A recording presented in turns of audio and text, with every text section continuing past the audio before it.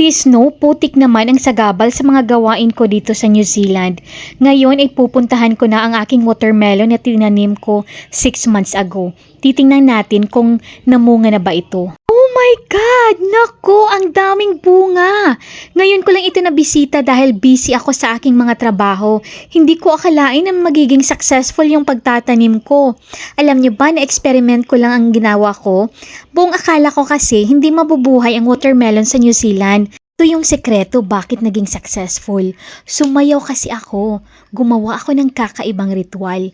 Rinig ko kasi kapag ang lupa ay natutuwa sa'yo, ibigyan kanya ng maraming mga bunga. Turo kasi ng lula ko kapag magtanim daw tayo ng mga prutas o kakanin, dapat huwag tayong magsuot ng panty para maakit daw yung mga espiritu ng lupa. Pero hindi ko sinabing gayahin ninyo yung ginawa ko. Kanya-kanya naman tayo ng paniniwala. Nasa sa inyo na yun.